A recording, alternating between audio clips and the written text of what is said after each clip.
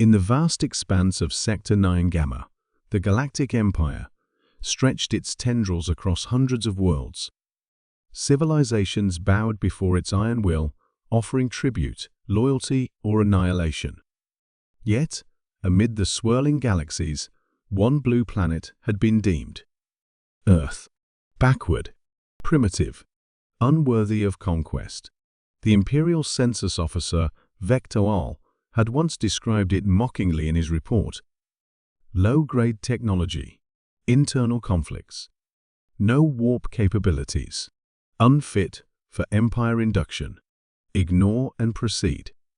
And so, Earth was left to spin quietly on its axis, uncolonized, unbothered, and most fatally, underestimated. Until today.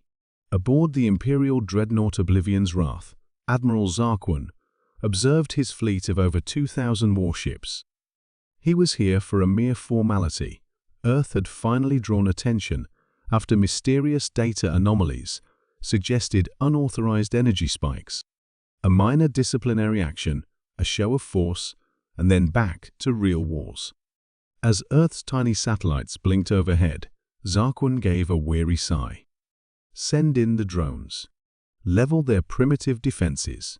No one noticed the single transmission Earth sent back, short, cryptic, and chilling.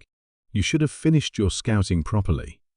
At first, nothing happened. Then everything did. High above Earth's orbit, emerging from a hidden lunar base, came prototype Aegis, one a monstrous construct of humanity's greatest minds. Born from secret projects, funded by governments too paranoid to trust the stars, and designed by engineers who refused to believe humanity's insignificance. It was not a ship. It was a statement. The Aegis, one dwarfed conventional notions of warcraft. At nearly 3 kilometers long, shaped like a jagged spearhead with matty black armor, absorbing almost all radar signals, it shimmered in the void like a ghost. Its hull was crafted from experimental nanoalloy capable of phase shifting to resist energy impacts.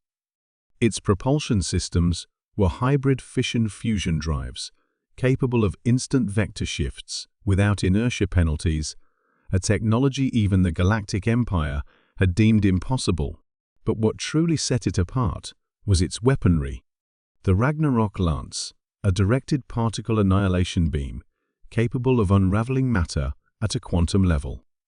Human engineers hadn't built it to compete.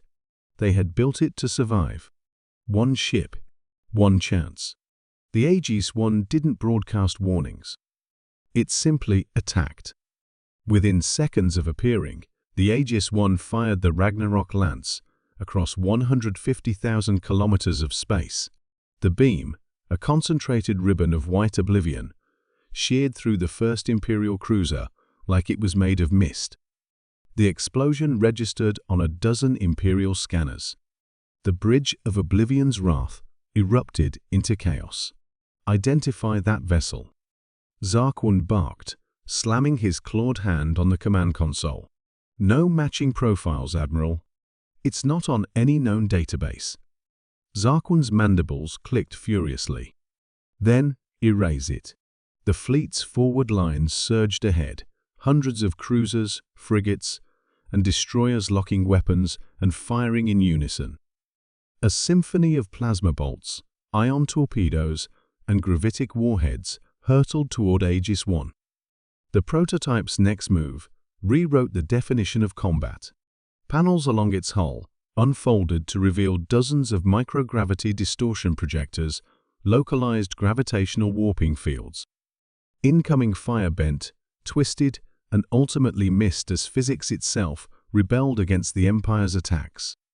Then the Aegis One returned fire, not with one weapon, but a cascade, hypersonic mass drivers shredded destroyers. Railguns punched through heavy armor.